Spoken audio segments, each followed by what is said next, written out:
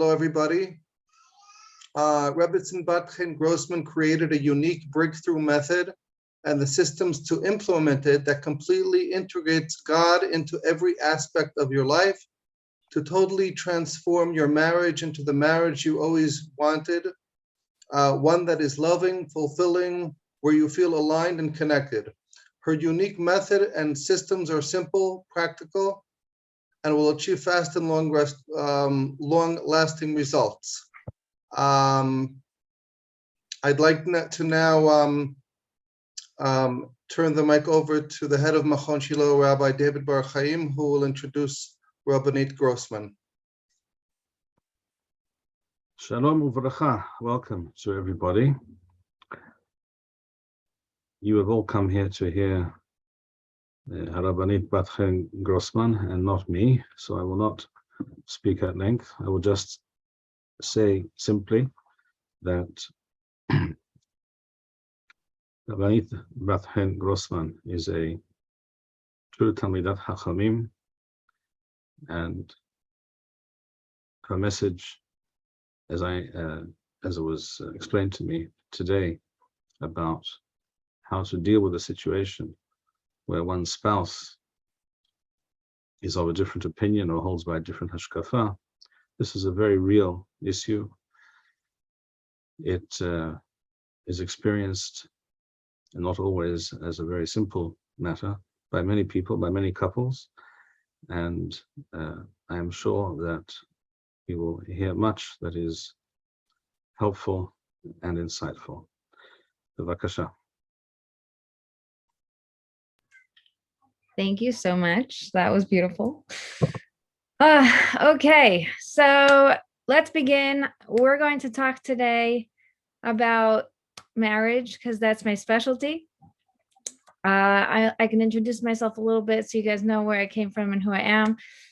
But really the main goal is to get you to be able to have a breakthrough. Okay, so it's really important that you open up and you allow new things or maybe different things to come in, because a lot of the things that I say are sometimes counterintuitive or things that other people have have said opposites, but I think it's really important to hear them because they will really help you.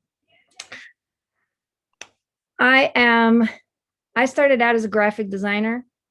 I wanted very much to support my husband, who at the time I didn't know who he was because I was just in school, but I was really, really committed to having a husband that was going to be a big rabbi.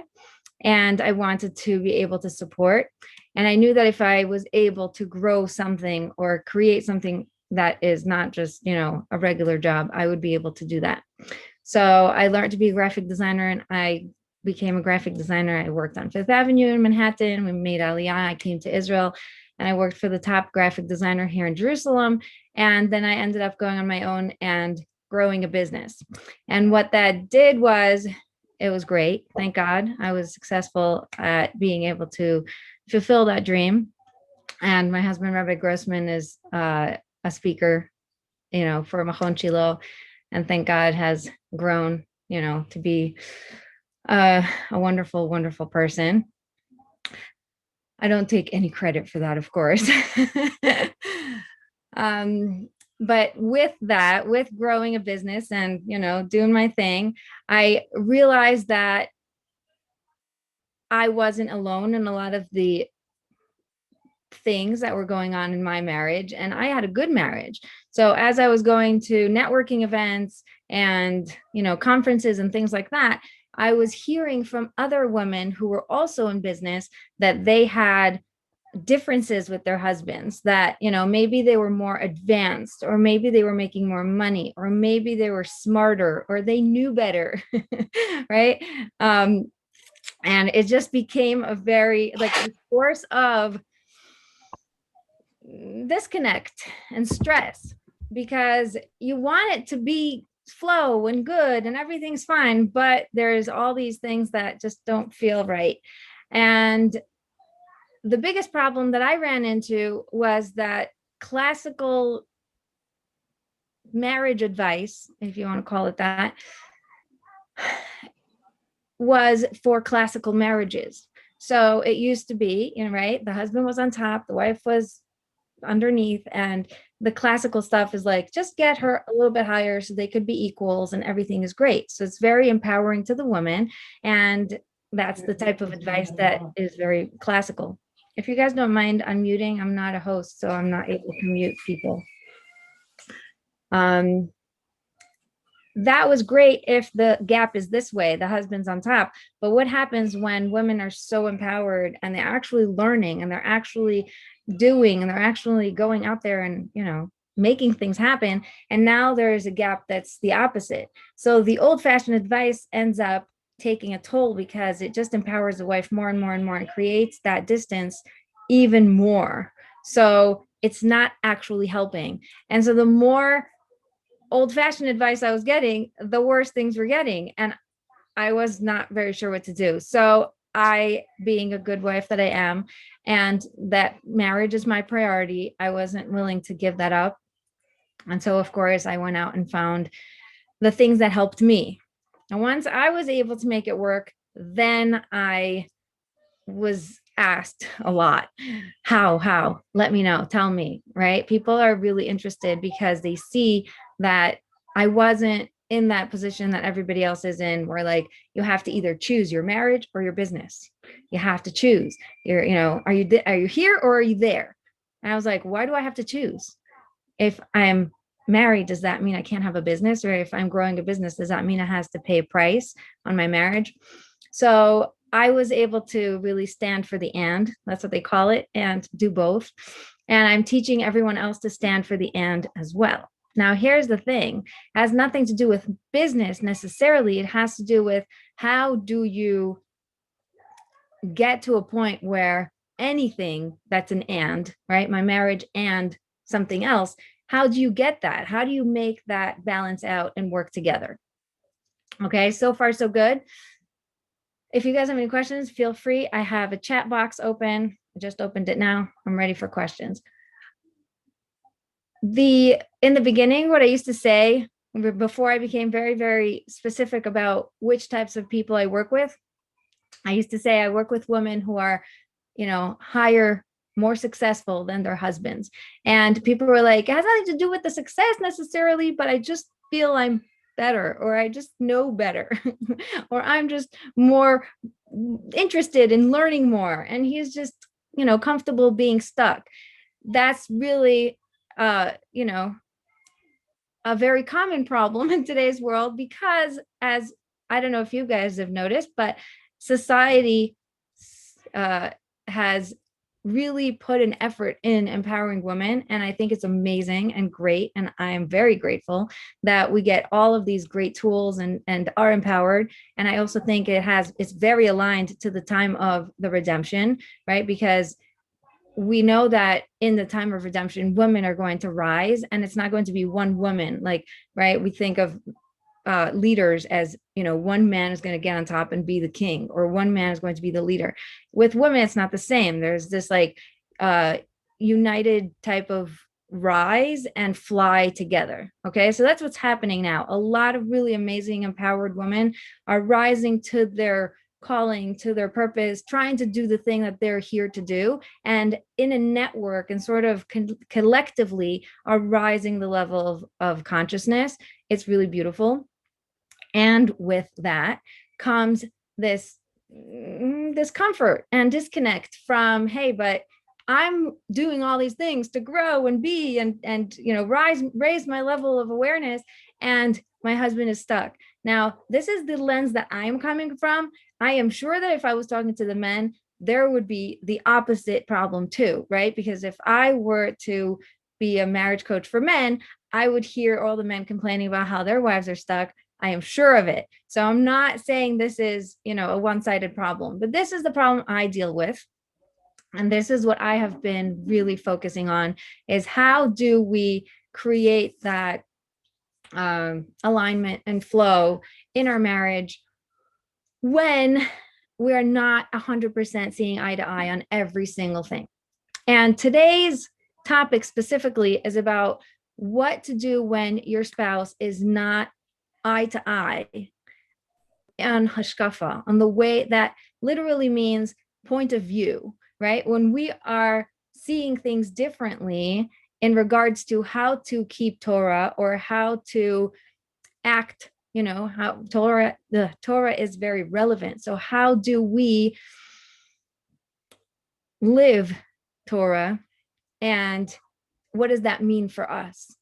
So first thing is that I want to just completely break that myth of we have to see eye to eye, because we don't. We are made so different, and God did this very, very specifically and intentionally, that we be complete opposites so that we have different points of view. So trying to get to a goal or this perfection thing of we need to be exactly coming from the same point of view is actually the opposite of what God wants, because he created us different. And I remember when I was a teenager, my father is a rabbi too.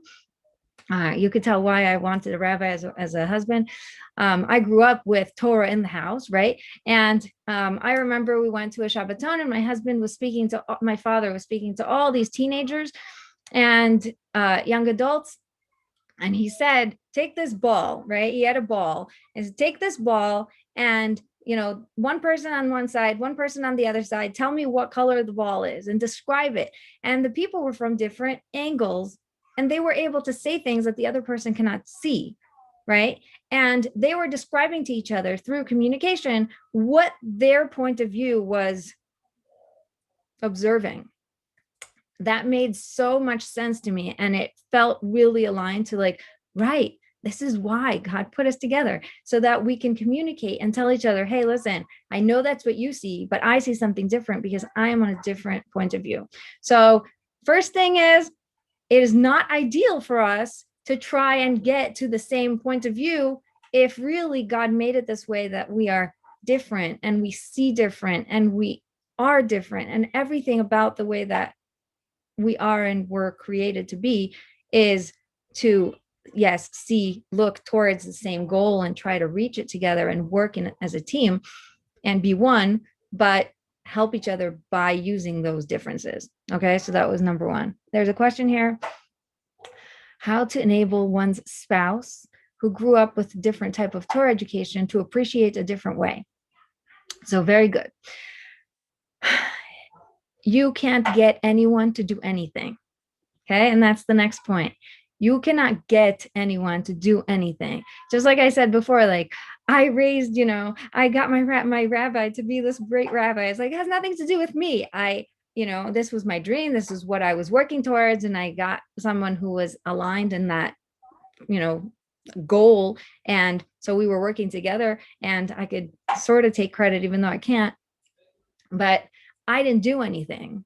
Maybe I assisted, maybe I, was there for, but trying to get someone to, I need him to see what I'm coming from, or I need him to understand that neediness is very negative. It's not helpful. It's not going to actually get you anywhere, because anytime we are dependent on someone to do something, then we are no longer in control of our own happiness. So, only if he understands that this is where I come from, then I'll be happy. Why? What do you don't need it. It would be nice. Yes. But the attitude of I need is needy, is just icky. I hope that doesn't, sit wrong with you guys. That being said, we do want to be able to communicate and understand each other. And so there's a couple of things that I have so much to say. So I'm trying to collect it all. I'll give you an analogy, because that's the best analogy I could think of right now. That's my favorite analogy. You walk into the house and you see the mirror, and the mirror has a spot, right? Because your shirt has a spot. So the mirror is showing you the spot. So what do? You go, you take a rag and you start rubbing the mirror, and it's not doing anything to the spot. And so you get bleach and you bleach the mirror, and the mirror is not changing, and you scrub the mirror and you spray the mirror and you clean the mirror, nothing's working, right? And that's basically what's happening when we are trying to change other people. It's like, I see this thing that's really annoying about my husband. Or, take this to any person in your life, right? It could be your children, it could be your coworkers, it could be your teacher, it could be anyone, your roommates, if you guys are students. I can't stand it, right? He does this thing, and you try so hard to fix it and to change it and to push it and to, nudge it. And believe me, I've tried all of those things and nothing works. And you're sitting there wondering, why is it not cleaning? Why is the mirror still dirty? Like, it's nothing I'm doing is working. So I'm here to remind you all that the spot is not on the mirror. Okay. I know that sounds a little bit upsetting, because you have to take responsibility and actually stop and look within. But we know that haposel bemumo posel, haposel bemumo posel. Okay.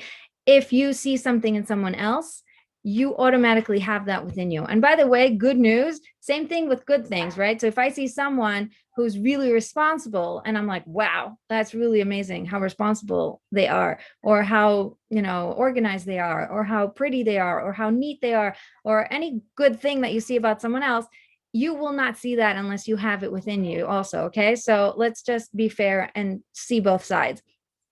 If I see something in someone else, I automatically have that. And I'm only being shown in that someone else because there's no way I could see it on myself. I would never know there was a spot on my shirt if not for the mirror. So I go and clean my own shirt. And now guess what? Magic. I don't see that spot ever again on that mirror. And the mirror had to do nothing. And good news is I also walk around all of the other mirrors and they're not showing it to me either.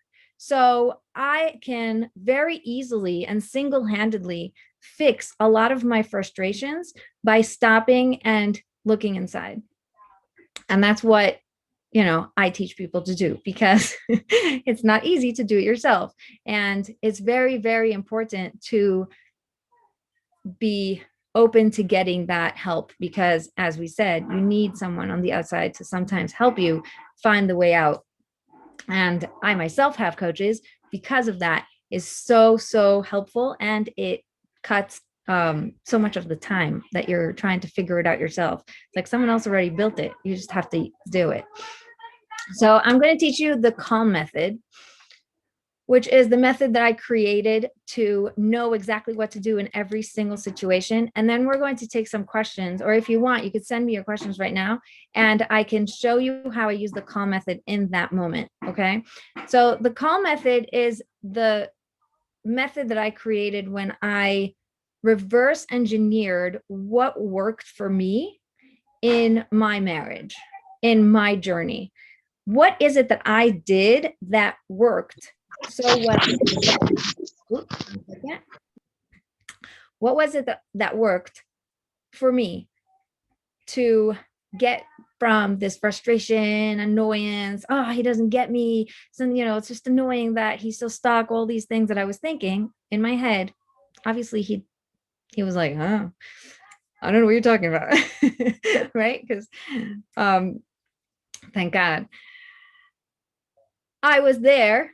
How do I get to the point where I'm actually excited and happy and everything's in flow and I know how to communicate properly and I know how to get the things I need and everything is sort of functioning and, and things are great. So how do we do that? How do we get from point A to point B? This can be used in the moment. It can also be used before, when you're preparing for something, something is happening and you want to prepare, or when you want to repair. You're like, oh, should have been something different. I feel bad I did this way. Okay, so this is a really great method. So it stands for the calm, 4 letters, CALM. That's how you spell calm. C is connect to yourself. Step 1 is always connect to yourself. Because if I am waiting for the outside world to show me what I am supposed to do, what I'm supposed to want, what I should care about, then I'm going to be inundated by a lot of external opinions. And I'm not really going to be in touch with what I care about and what I want and what God put in me to guide me to where I'm supposed to go.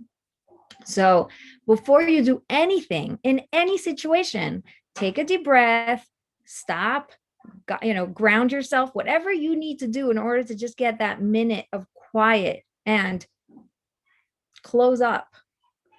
Get a little bit, lehitkanes, like go inside for a couple of minutes. It does not take a long time. And ask yourself, what do I want? Okay, so the first C is connect to yourself. And the question that you want to find out is, what do I want? What do I want in this situation? What do I want right now? And in a situation where we have, let's say, a spouse that doesn't get where you came from, or doesn't understand why this is important to you, or is confused at why you're doing it differently suddenly, or why are you listening to those people on YouTube and starting to change your ways, or I don't know, there's a million things that are going on in our marriages that cause that the conflict, the distance, the disconnect. So in that moment, when you're starting to feel any sort of frustration or suffering, that's when something is not aligned, right? That's a wake-up call to get up, become aware, conscious. Don't fall asleep on the job, right? Most of the time we are suffering because we are turned off, just en route, doing the thing, not really thinking. So it's a wake-up call. It's not a bad thing. It's great. That's what they're here for, right? Other people are here to wake us up. And that's okay. Ask yourself, what do I want? What do I want right now? So it could be, I want them to understand. Okay, so I'm going to take my time to really, explain. Or I want them to leave me alone. Great. So leave them alone, right? Like, just move on. I want them to go away. I want them, right? Like, it doesn't matter what you want, and nothing is the wrong answer, but you have to know what you want, so that when it happens, or so that when you need to know what to do, you know how to take action next. Okay. So when you get really, really clear on what you want, then step 2 is ask for abundance. That's the A. Ask for abundance means turn up to God and connect. Ask for guidance. What am I supposed to do next? What do I do with this husband? How do I deal with this situation? How do I explain myself in a way that brings peace and not a big fight? How do I avoid a conflict? How do I make sure there's no explosion, right? Like, he's God. He put you in this situation. You know why? Because he wants you to connect to him. So if all you're here to do is connect to God, then let's connect to God. And the reason why you have to first connect to yourself is, can you imagine coming to God and being like, I don't know what to do with this, man. And like, you sound so complaining and so icky. And God is like, okay, what do you want? And you're like, I don't know what I want, but I know what I don't want. I don't want to feel this way anymore. I don't want to, right? And so you go into this negative of what I don't want. And that's really icky. So the first question is always, what do I want? What do I want? Because we are very good at coming up with what we don't want. I don't want to be this way anymore. I don't want this to be like that. I don't want that to be, right? And we're we're fighting reality. And instead, step 1 is take a deep breath. Everything's okay. What do you want? And then turn to God, relaxed, having taken a breath, having connected to what you actually want, and not be in that tornado of craze, and say, okay, God, listen, I really want peace. I really want your presence in my home. I really want to feel aligned. I really want to feel like one. I don't want to feel this way. I don't want to be disconnected. I want to feel connected to my husband. Oh, okay, now we're talking, right? Now I'm connecting to God on a level that is actually going to get me somewhere and is moving me forward, right? There's a big difference between lama and lema. Lama is why is this happening to me? Why? And why means I'm looking back, looking at the thing that happened and complaining about it. Lema, for what, means what is this for? where am I going with this? Why did this happen right now? And what am I supposed to do about it? The motivation is forward as opposed to keeping me backwards. Okay. So our goal right now is to pray, to ask for guidance, to send the problem over to God. He's creative. I mean, he's created the world. He's created you. He can figure out a creative way to solve this problem, right? We have to give up the control of thinking we are the only ones who know what to do. Even though it's hard, I know. It's okay. There's a question that came in, perhaps often a positive approach is to not emphasize that which is different about one's hashkafa, but to emphasize common denominators. Yes. Yes. And that's really, really important. Thank you for bringing that up. I'll speak about that in a minute. I want to finish the call method and I'm going to address it. So we have connect to yourself. We have ask for abundance. Okay. Now comes the third part. Listen for the answer. That's the L. Listen for the answer.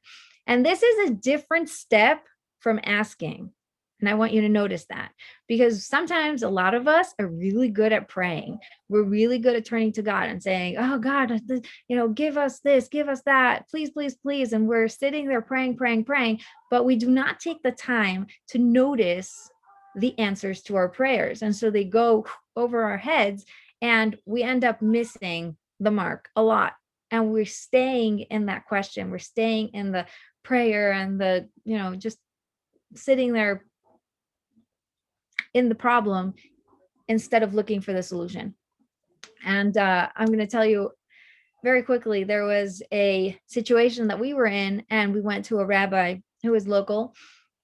And I said to him, I sit there and pray, God, I want to do your will. And if you don't tell me what you want, then I don't know what I want. And we're sitting there in a loop because I need to know what you want in order for me to know what I want, because I want your will and your will is right. And I'm in this loop and I'm stuck and I don't know what God wants. So I don't know how to act, what to do next. And he said to me, you know how you know what God wants? Look at what is, because God doesn't make mistakes. So if something is, then that's what he wants. And if something happened already, then that's what had to happen, because God doesn't make mistakes. It shows us, Hashem shows us through reality what his want is. And so what do you need to know in order to get the answer? You need to know that you got to live. You got to live and you got to listen.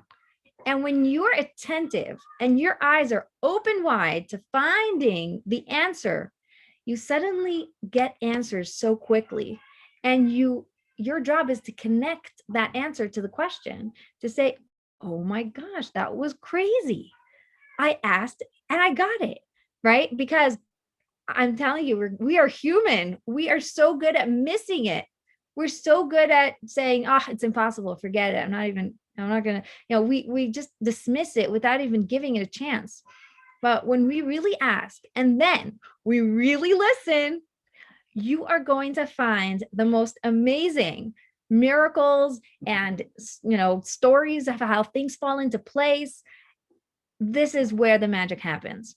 And it's not magic. It's very much how God created the world. God put us here so we can connect to him. And once we connect to him, then great, you did your job. Congratulations, right? All he wants is for us to turn to him, for us to know him, for us to bring his light into other people's lives. So you're on the right track and you're going to start seeing the answers. And by the way, just for you guys in the audience, there are only 3 answers that God gives. Yes, not now, and I have something better for you. Okay, so when you are being very attentive and looking out for the answers, look out for yeses, right? Things are just going to fall into place. And you're going to be like, oh my gosh, I can't believe I'm here. It actually happened. That's amazing. Or it's not the right time. Not now. Keep asking. It's fine. I'm just preparing you for it because you're not ready yet. Or I am getting it to be just right. So, okay, great. I know I'm going to get these answers of it's not the right time.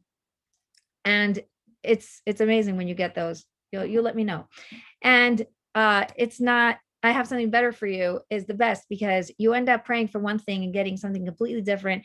And when you're attentive enough, you're like, oh my gosh, that made so much sense. Yeah, I was totally just giving myself too little.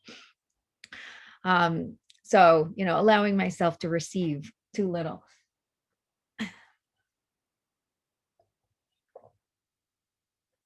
Okay, last letter, the M. Master a higher level of consciousness. Once you went through that, connecting to yourself, connecting to God, and then connecting to whoever, the world, your husband, your coworkers, your friends, your external, your other, then you have an opportunity to use that as fuel to move you over to the next level of consciousness, to actually, get up there, be conscious, bring God into that consciousness, like be alive. And your job is to use it, to actually do something about it, not to slide over and be like, oh, okay, great. So I asked, God answered, yay, next. Let's just ask for the next thing. Let's get on with the next problem, right? A lot of us are very good at this because we're like, do. So we're very good at like, okay, great, it worked, next. But you're missing a huge opportunity, which is taking this situation that just happened and taking it to the next level, using it to propel you forward. And the way you do this is, there are many ways. First of all, put yourself in a community and around people who are high level of consciousness, who you can speak to about these things and say, I asked, and this is the answer I got. When I say to my clients, I'm going to talk to God about this and get back to you, they're in my world. They get it. I don't have to be embarrassed for bringing God into the situation, right? It's very uncomfortable when you are amongst people who, will sometimes not understand what you're saying. So it's fine if that's the world that you're in, but make sure you always have someone who you can tell, who will remind you that, yes, you're doing great, right? You spoke to God, you asked for guidance, and you're getting guidance, and you're on the right track. So community is really important. Friends are really important because the people you're around will affect you. So that's number one. Number two is thank God. At the end of this whole thing, don't just let it drop. You got a gift of clarity. You got a gift of, all these amazing things that are happening in your life. Be really grateful, and tell other people, because when you start to focus on the things that are happening in your life and actually working out and actually, God showing himself in different ways, you are going to be able to create those hidudim, the ripple effect. So those are all ways. There's many other ways of raising your level of consciousness, but it is your responsibility to take the experience and use it as fuel to propel you forward. Okay. Any questions so far? That was the calm method on one foot for all you people who are who don't have enough time to come to the 7-day retreat. I have a 7-day marriage breakthrough retreat that is free. If you guys are interested, I'll put the link and you guys can sign up and then send me an email and I'll send you the recordings, because we just had one. So the next one's in a while. Okay, I'm going to answer some of the questions in the chat. If you have a question, feel free to unmute yourself and I will address it. Tips for effective listening. Tips for effective listening. Stop and listen to yourself. A lot of times we are so busy listening and trying to listen and trying to understand the others that we don't know what we want. And then we're having a hard time hearing because we haven't really solidified what it is that I'm here for. Why am I in this conversation to begin with? What's going on inside me? There's a, you could be talking to someone and their inner world is just so up in, smoke, like everything's just flying everywhere, that they're not able to listen, not because they're not listening, but because they're not giving themselves the time of day to really listen to what's going on. So effective listening would be connect to yourself. What do I really want? because that's the only way you're going to be able to get to the next level of, okay, let me communicate what I want, or let me even just be aware of why I'm here. So if I am here talking to my husband and I'm trying to listen to him talking to me, but all I'm thinking about is, oh, he's so selfish. All he wants is to talk about himself. And he's blabbing and blabbing about his day. And I'm just like, why isn't he asking me about my day? I had so much going on. Right here, I'm in my head. I'm not actually listening. And even if I forced myself to listen, I wouldn't really be listening. But when I can stop and think, wait, what do I want? Oh, I want to be listened to. I had some stuff I wanted to talk about, right? Oh, okay, fine. So I could take a deep breath and say, listen, before you continue talking, let me just tell you, I also had a bunch of things happen to me. So I'm going to just put that out there. I want you to hear it. So just time yourself, in a way that we can both speak. And now, good, keep going, right? I'm able to know what I want and then get out of there.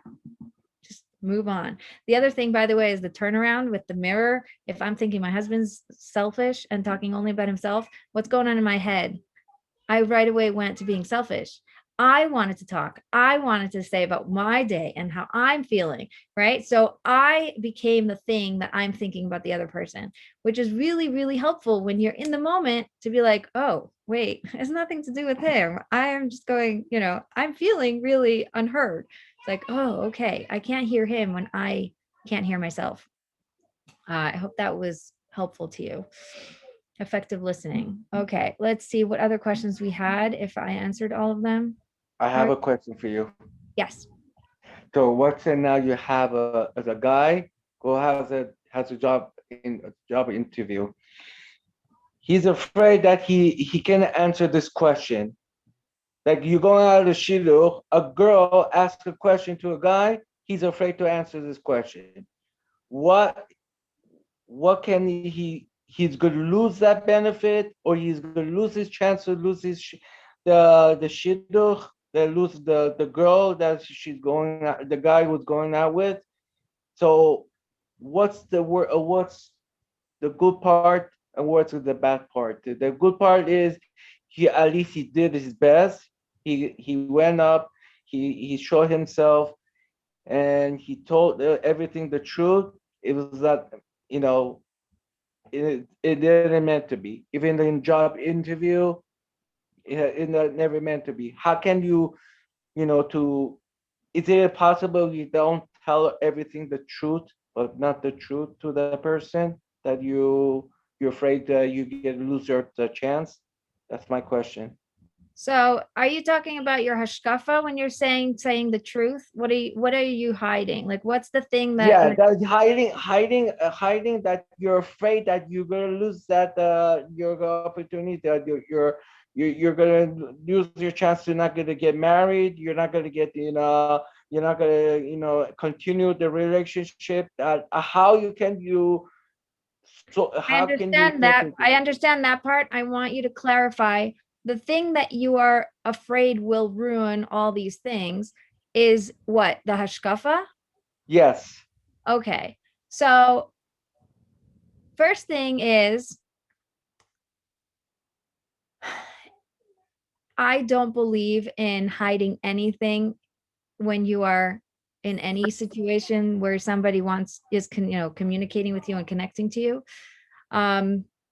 because you're getting into a relationship. You can't keeping this lie alive. You're going to be wasting a lot of your energy hiding as opposed to living. Okay, so that's not your goal. If there's sometimes like the white lies are the things that maybe you don't say, but it's not really like you're lying, because there's a specific situation and the situation will move on and it will never be brought up again. That's one thing. And I'm not even sure I'm 100% with that, but let's say that's okay. In a situation where you're getting married to someone and you're going to be spending your entire life together, or you're going into a job interview and you're going to be spending the entire year, 2 years, 5 years together, the last thing you want is to put yourself in a situation where you are going to be wasting all of your mental and emotional energy hiding something. Is really, really not healthy for you. And that's where I would really work on connecting to yourself and seeing why is it that I even feel I need to hide it? Because if I am not 100% with what I'm doing, is there something that I need to look into more, feel more confident about, learn more about, that will help me stand up straighter, that will help me have more of a backbone to why I'm doing this or what it is that I'm doing, that doesn't make me feel like I have to hide it. Okay, because you can 100% feel confident with what you're doing and be your full self without having to hide anything. And this is work in progress for all of us. Okay, I for years was not comfortable telling people I went up to Har Bayit.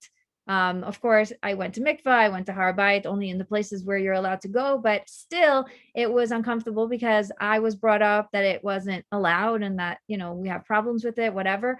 And so in the first years that I was going and connecting to God through, really feeling that presence and being physically the closest, I wasn't telling people. I even asked people not to take pictures of me, not to post them on Facebook, not to let people know because I felt so uncomfortable with it. Okay.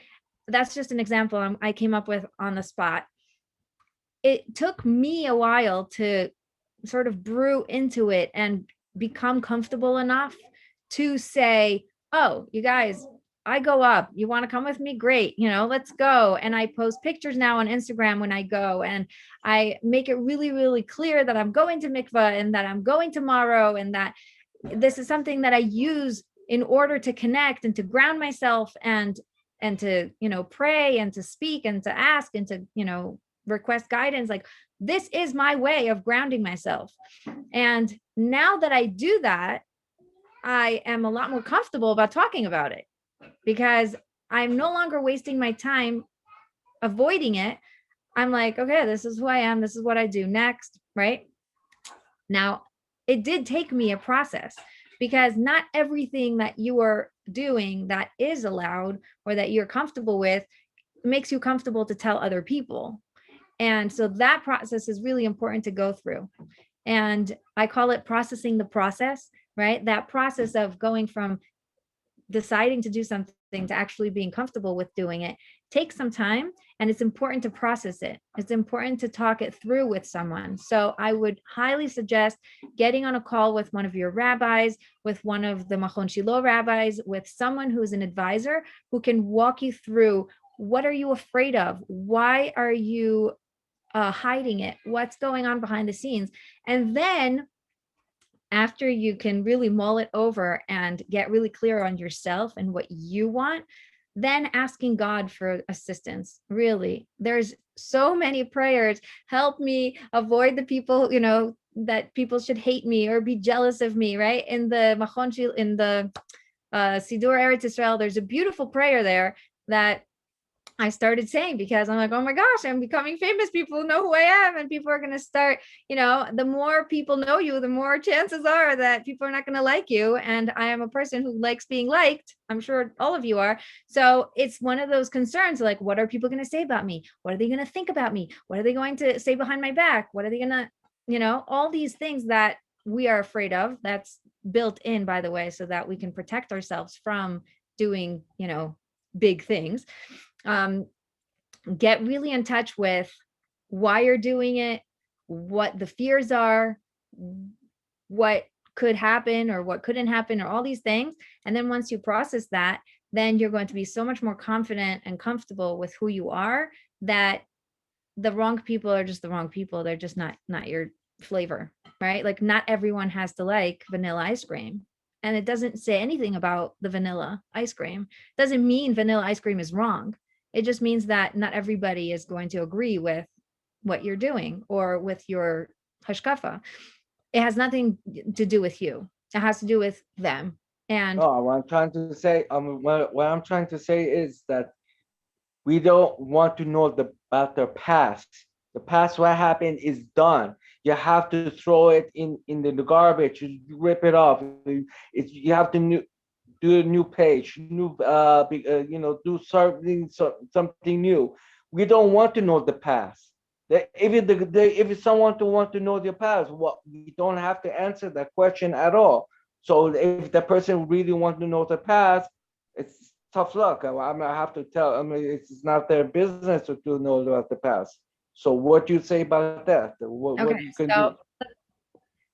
okay, so this is a different question, because when we were talking Hashkafa, the point of view where I am in the religious world, or in, in my observance of Torah, is not about past, it's about future. It's about how I'm going to be acting upon that, what I'm doing towards that, how I live my life on a daily basis.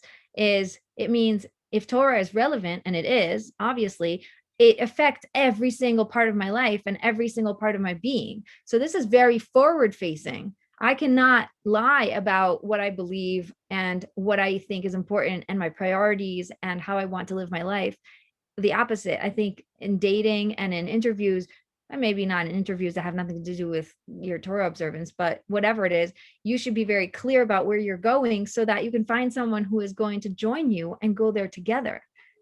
When you're talking about past, now you're bringing a completely different question. And the question about the past is, how much does the past affect my future? How much does the past affect me as a person? And can I cut myself off from the past and, become somebody new and have nothing to do with my past? So this is very interesting. In therapy and counseling and all of that, world, the conservative world, I guess, like the things that we are, whatever, I don't know how to put that, give that a title, but that world of therapy and counseling is very much, let's go look at the past and let's dig and find where this comes from, and why are you this way, and why is this way, and why do you have those patterns, or what's going on there, in order to change them. Okay. And that's really important, because there's an understanding that where you came from and your past actually shapes your being and your future and your decisions and the way you see the world. So it's important to go back and look. Now, the problem is that when you are going back and facing backwards, you end up not living life forwards. And that's not where you're going. You're not going back, you're going forward. So that is a little bit lacking. On the other hand, we have coaching and advising and all of the forward facing professions that will tell you, let's focus on the goal. Let's focus on where you're going. Where do you want to go? Let's get you there. Right. And I'm really into coaching. I am a marriage coach. So I really believe in this. And it's really important not to cut yourself off from your past. And I'll tell you why. It's like driving. You drive, you're looking forward and you're going forward, which is really great. But you have the rear view mirror for a reason, because the rear view mirror will show you what's going on in the past that's affecting your future. And it's really, really important to be aware of it. And so we're not going to sit there and dwell on the rear view mirror, because then we're going to crash. But we're going to be aware of it. And that's a little bit of an answer of, can I just cut myself off and say, my past is my past. It has nothing to do with me. I don't have to answer to anyone. I don't have to talk about it. I just completely cut myself off. I think it's a little bit of a, it's a way of getting yourself in trouble later. Because if you avoid your past completely, you are not going to be able to see what's coming, right? Because there's things that are coming. The way that we live, by the way, there is past, present, future. And most of the time, we are living in past and future. That's why we're working so hard to become mindful and to be present. That's also why getting into your body, doing yoga, meditations helps you so much with being present, because your body can't be past or future. It has to be here. So it's the way, it's the vehicle for you to become present. But in our minds, we can go past, we can go future, we could go present. And we're usually suffering when we're past and future. And the loops that we have are usually past, future. I remember my son fell out off the tree. And so I see my son going on the tree now, and I'm already seeing him fall. So I'm suffering as a mother. I'm like, right? Because I'm going past, future, past, future, past, future. I'm basing the future on what I know from the past. But if I am able to connect to my past and actually say, wait, there are things that are really valuable. The past was intentional. God put me on that path for a reason. God gave me that journey because he wanted me to have all those gifts along the way and all the things I had to learn and all the pearls of wisdom I had to collect so that I can go forward and use them to serve him in the future, in the present, in life. Then you're actually looking at your past in a completely different way. And you're able to, again, use it as fuel to propel you forward. And so really, when a person tells me, this happens a lot with people who become religious and they weren't before, or people who convert and they want their past to just be gone. And, my father, I told you he's a rabbi. There was people who used to come to my house. I was growing up in this. And my father would tell them, your parents are still your parents. And you still have to respect them. And respect doesn't mean you have to like them. It doesn't mean you have to agree with them. It just means that you have to respect them. You're not going to be cursing them out. You're not going to be talking bad about them. You're not going to be yelling at them. You're going to be respectful. And that's not so much about them. It's more about you as a human being and as a person. You have to take responsibility to be a good person, a respectful person. And respect begets respect. So you're going to end up getting a completely different conversation when you do that. Same thing with anything else. You don't cut yourself off and say, what I did was what I did, and what I was what I was, but I'm not that anymore. Well, too bad. It's wired in your brain.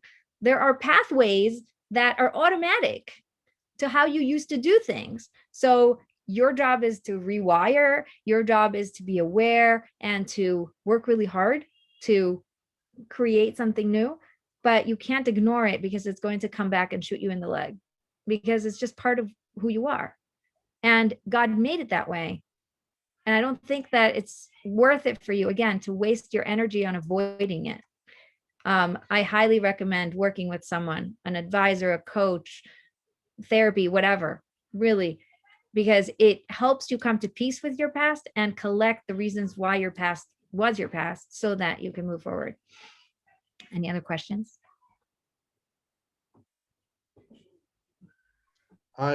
If nobody else is going to ask a question, then unless somebody else does have a question, then I was going to just raise the issue that might be a helpful issue to address. I'm not saying this is probably an issue that perhaps can be developed in the course of several sessions. But for those of us here who are what they call on the shidduch scene, looking for shidduchim, so I think when one comes from a situation where one's hashkafa is of a we call it Machon Shilo or Rambam oriented, or for that matter, other hashkafot that are not necessarily what most frum Jews are doing, then one can get into a situation, first of all, that the amount of shidduchim might be limited to a certain extent that are actually connecting to the hashkafa that you're connecting to. And then that's a practical issue. And then once one is, let's say one is being practical, but I'm saying, okay, I'm not going to find somebody that's exactly following exactly what I'm doing. Then one gets into a situation of how to present one's hashkafa, which the other person may not have seen or heard about before, without completely scaring the person away. Because one of the problems, I often say this, that unfortunately most religious Jews do not judge halachic systems based on the methodology. They judge it based on the result. In other words, they'll take a given psak halacha, which says you're allowed to do this and this and this, and based on that, judge the whole system, as opposed to looking at it from the inside and seeing how you got to that point, and just assuming, well, if your rabbi says you can't use an eruv, like for example, in this particular neighborhood, that just, obviously that rabbi has to be crazy. Or in the make-kill direction, people just judge things in a very superficial manner. And then when there's on a shidduch where maybe you do click with the person in many ways, you might click with the person, you're both, there's a great chemistry in many ways, but the person just has had no exposure to the Hashkafa. So there's a practical question about how to go about it. Yes. So we have that in the dating scene. We have that also post-marriage, right? I have a lot of girls say, I went to Beis Yaakov and I know so much and my husband doesn't know enough, so I'm the one teaching him. It's so frustrating because he should know, blah, blah, blah, blah, blah, right? We have it all the time with people who are, stay-at-home moms, and all they do is listen to Shiurim all day because they're so excited about filling their day with Torah, and their husband comes home from work and they're like, wow, guess what I learned today? And like, what are you doing? Right? Like, what's going on? This isn't the wife I married, or this isn't the Hashkafa I got into. This happens a lot. And to answer your specific question about how do you deal with the differences, I think that the most important thing was that comment that was here before is, can we focus on the things we have in common and not the differences? Because the most important thing, I think, in any hashkafa, and this is going back to labels, right? Because when we say hashkafa is like, well, I'm this and he's that, and like we start labeling it and putting different hats on different things and different tags, and that creates a lot of separations and a lot of really negative things that go on. And really, we're all one, and we're all Jews, and we all want the same thing. We all want peace. We all want God's presence. We all want to connect. We all want to do the right thing. We all want to, be good. And so when we come head to head and we're like, well, that's wrong, or you're not even thinking, or, being very judgy and hard, what we're doing is turn it around, look in the mirror, right? We're very judgy and hard on ourselves. We're not really accepting our full selves. We're not accepting them. We're not accepting this whole world that is the 12 tribes, right? There's like different colors and different shapes and different people, and there's different ways of doing things, and it's okay. Not everybody has to be like me. And by the way, sometimes I find that guys who are looking for a girl that's exactly like them end up having a very hard time, because it's not meant to be that way. We are meant to have different opinions. We're meant to have different points of view. Again, we're meant to have someone who isn't looking eye to eye with us. We're actually meant to be both looking at the same point. And that's how you're going to get yourself there. If you know where you're going and you can find someone who agrees with that and is like, wow, I see it. I'm in. I'm in on this dream. I want to live that life. I'm ready. So you can actually make it happen. But if you're waiting to find someone who's just like, oh, lovey-dovey, and looking at each other's eyes, and we're like, oh, we're so the same. It's so great. And it's like, okay, what are you going to do with this now? I don't know. Right? It's like we're stuck in the same place. We're not going anywhere. So your goal is to become 100% with yourself. And it's never going to be 100%, but as sure, as comfortable, as confident, as accepting of all the parts of you, your past, the things that you aren't proud of, the things that are part of you that you're not happy about, the imperfections, right? And I'm a perfectionist. I'm having a hard time with accepting my imperfections. And yet my imperfections are what gets me to be so successful, because I'm able to speak about them and say, hey, listen, I'm human too. So it makes me relatable, which is great. It's actually a gift. But being able to see that as a gift, doing the inner work will then allow you to go up and say, God, I did my part. Can you guide me to the right person? Because it's all from God. And give up the control of having to make it happen yourself. Allow it to come from the window instead of the door and just be okay with going out. One of the best advice that I can give anyone going out is just like you have kavua time to learn Torah, exact times that you always learn Torah, you have to have a time that is blocked off for dates. And if you have a goal of going out on a date, doesn't matter who, it doesn't matter what, it doesn't matter. It just, every Wednesday is date night. Then you're going to go out of your way to talk to people and to say yes a lot more often and meet more people. And the more people you meet, it's like networking, okay?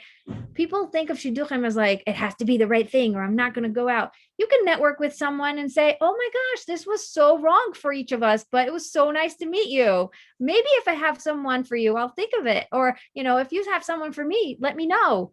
And that's, by the way, how I got my husband, right? I went out with this guy who was totally not for me. And everything he says, I was like, no, that's not what I'm looking for. And the whole date, that's what it sounded like. I was like, oh, I don't believe in living in Israel. I'm like, well, the guy I'm looking for wants to live in Israel and he wants to do it because it's a mitzvah, right? And then he would say something about his black hat. And I'm like, well, it's really important. It's not about the hat. It's about what's inside. And anytime he said something, I was really genuine about what I was looking for. And so eventually he figured out that he's not for me and he gave me his roommate, which was perfect. But I wouldn't be able to do that if I tried going with papers, if I tried doing it through people, if I tried WhatsApping and just messaging and I don't know what. No, go on real dates with real people and be open to knowing that they're the wrong one. And that's okay. Because wrong people will lead you to the right person. It's like there's a book called Go for No. It's for sales.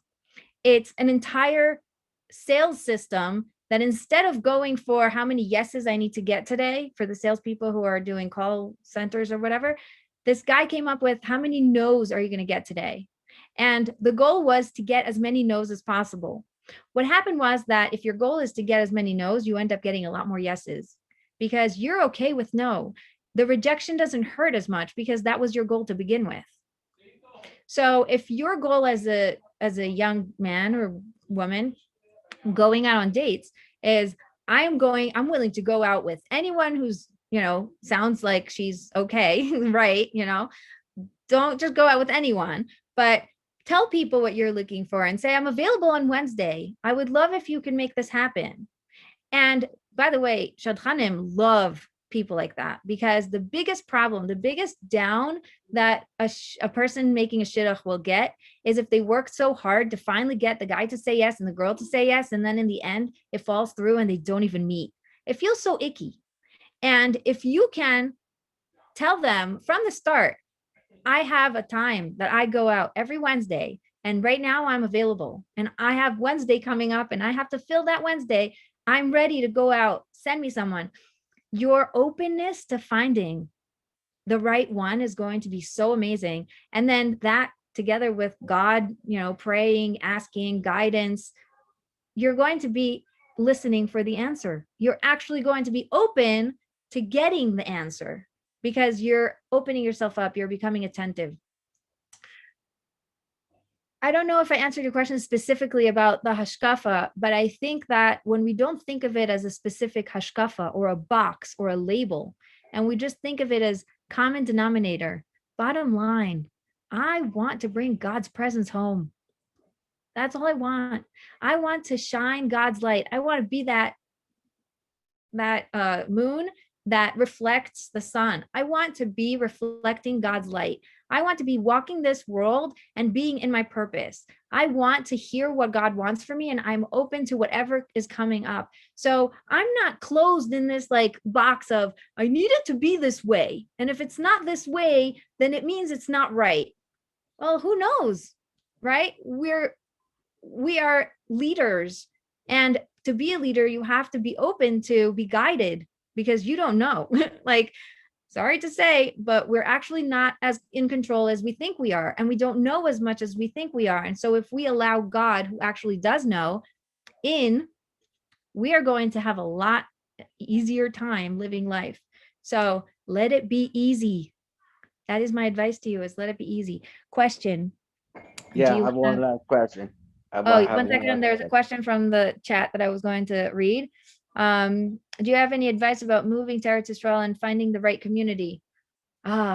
Yes. First, move to Eretz Yisrael, because within Israel, you're going to be finding it a lot easier and moving around and going for here and going there. And God is going to guide you. We were like, we ended up in Jerusalem, we moved within Jerusalem, and then eventually we found Kochav Yaakov. And even here, we ended up moving 3 times before we found the house we're in. So don't stress over finding the right community, stress over getting here, because that's really the most important part. And once you're here, the connection is just going to be a lot clearer, and you're going to be able to hear what God wants from you a lot easier. One more question. What is good schedule for listening to yourself? Better morning or evening? At any moment you can connect. Take a deep breath. Get into your body. Count your fingers. Get out of your head. Connect. Okay? Because a lot of the noise is inside. It in any moment. Morning is great. Evening is great. Middle of the Zoom session is great. Just take a deep breath and connect. That's how it goes. Okay. Yes, you had a question and I am ready for you. What's the question? I want to ask you, what says that you have a boy or girl, they went out on a date, and they don't have any how would I say, they don't have a well, how would I say, they have different hobbies. Okay. Now, do they see they could make a great couple? They could get something new out of this. I learned something from her, or she learned something new from him. Is it a good idea to do they actually they get succeed with their marriage? They're going in the right path, or you have to find somebody who has the same hobbies? So that's my question. I think that the biggest downfall I see in marriage is that this is not what I signed up for, or it's not supposed to be this way, or he wasn't supposed to be this or that. There's a huge disappointment when we think that we know the other person, or when we think he's supposed to be a certain way, or things are supposed to be something, and then we actually live and notice that they're human and that maybe they're changing, or maybe they're not exactly what we thought, or maybe, I don't know, they're going through their own journey, which is probably a good thing, right? Like, we're all on a journey, so might as well. If I could tell people who are not married any advice, is you don't have to make it the same. It doesn't have to be one for one, the same hobbies, the same things they connect through, the same whatever. I know many really amazing couples who are so different and connect through different things, but they're working towards the same goal, and they're supporting each other through that goal. And they're both really, really trying to make it as united as possible while keeping themselves whole. Okay. One of my teachers once said, a half and a half does not make a whole. And he was talking about marriage. You cannot expect someone else to fill you, to say, well, I am lacking and they're going to fill me, because they're probably thinking the same thing. I'm lacking and they're going to fill me. And then what happens is you expect the other person, this is how we started the call, is you expect the other person to fill you, and they need to fill you, and then they don't, and then you're very grabby and very needy, and you're like, but it's not fair because they're supposed to be there for me. They're not supposed to fill you. You need to find wholeness within yourself. And when you're whole and they're whole, and you bring that together, that's where unity actually happens, where you can be so whole and so confident with what you're doing that it's okay for them to be whole and confident with what they're doing. And together we are supporting each other. We are helping each other. We're guided towards the same things.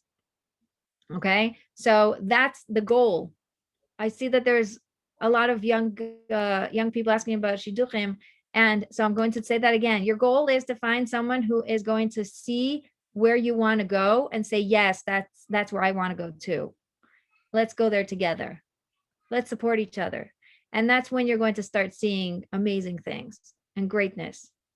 Okay, there's another question, and then do you have any advice on finding a mentor or Rav that will listen without judgment or of Hashkafot? Yes.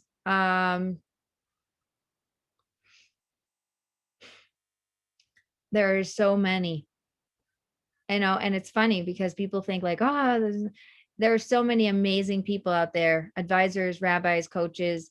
I highly recommend Machon Shilo. I know that the rabbis there are not judgmental and are very honest about giving answers and explaining, which is really nice because a lot of us want to hear the behind the scenes of how things happen. If you want to speak to me, I'm happy to speak with you. You can get in touch with me. I am advice@connectedforreal.com.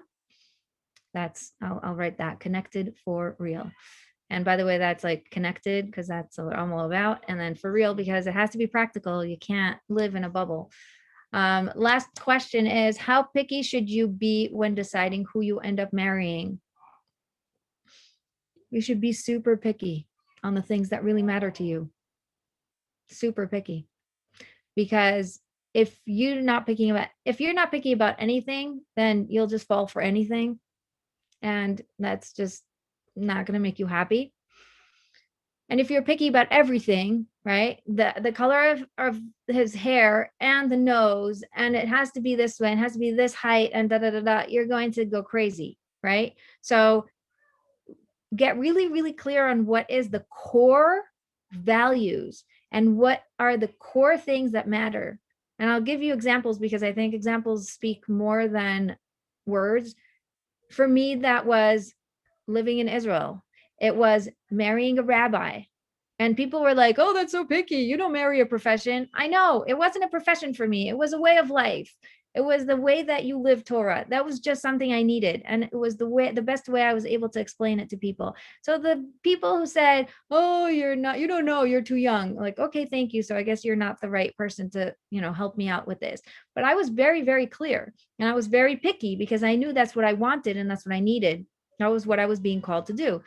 I didn't care about where he came from. I didn't care if it was Sephardi or Ashkenaz because that didn't speak to me. I didn't even I don't see that. And thank God now I live in a place where my kids came home one day and asked, what are we, Sephardi or Ashkenaz? Because we don't know. And I was like, yes, they don't know. Success, right? And it's beautiful. Then afterwards, when they're 12, they have to do a whole roots project. And it's like, okay, let's show you how all these different roots come together. And it's beautiful. And that's what it's all about. That's why we're here. So I didn't care about those things. I didn't care about the color of the hat or the color of the shirt. I didn't care about the background or about where he came from. There was a lot of things I didn't care about, but there were things I was super picky about. And it had to be Israel, and it had to be rabbi, and it had to be that we were going to go on shlichut, like we were going to live a certain lifestyle that was going to reverberate. That was for me. And I'm really glad that I'm doing it and that it's actually coming together, and thank God. And I'm really grateful. But I think the only way it could have happened is if I was really picky, because imagine if here's what I want. And then they keep giving me these guys who are, but he's a doctor, but it doesn't matter. He really learns all the time. Like, okay, that's very nice. That's not what I want. Right. So being really clear with yourself, which was step one, connect to yourself. What do I want? Will help you then pray for, ask for, and communicate what it is you want. And then it will help you know if it's the right thing when it's coming in your face, when it comes, right? Every time there's another person who you are encountering, you will have clarity about, oh, this fits. It fits. It doesn't look like it fits, but in my book, it fits, right? That's how you know. And then master it by thanking and telling people and just being really grateful that God has, guided you. Any more questions? Because I think we're over time. I need to send the Zoom to someone after. Is it okay to be on Connected for Real? It's not going to be on Connected for Real. I have a YouTube channel, Rebbetzin Grossman on YouTube, and I think I'm going to upload it there. And then it's also going to be on Machon Shilo's YouTube channel. Go and make sure you subscribe because there's really great classes there. My husband speaks there, so. What else? If you want to get in touch with me, I am the best way is to sign up for the marriage breakthrough retreat, which is connectedforreal.com/retreat. And because it happened already, you're going to see the dates. We're in July. Just send me an email reply from the email you get asking me for the replays, and I'll send you the recordings. Okay. So And Rabbanit Grossman yes. will also on the Machon Shilo channel in the description underneath the video, we're going to provide them with details about how to get in touch with you. Yes, That's very okay. good. And I'm of course Connected for Real on Instagram and Facebook. You could find me. Let me just write my email: advice@connectedforreal.com. Okay, so you can get in touch with me. Thank you so much for giving me this opportunity. I look forward to speaking to you guys again. Thank you very much, Rabbanit. Besimcha. And if anybody else has any more questions, feel free to send them my way. And I hope that this call helped you. Have a wonderful week. We would like to encourage our viewers to share these videos with friends and send in your responses. If you would like to obtain Birkon Nusach Eretz Yisrael or invite the rabbi for a speaking engagement, please email us at office@machonshilo.org.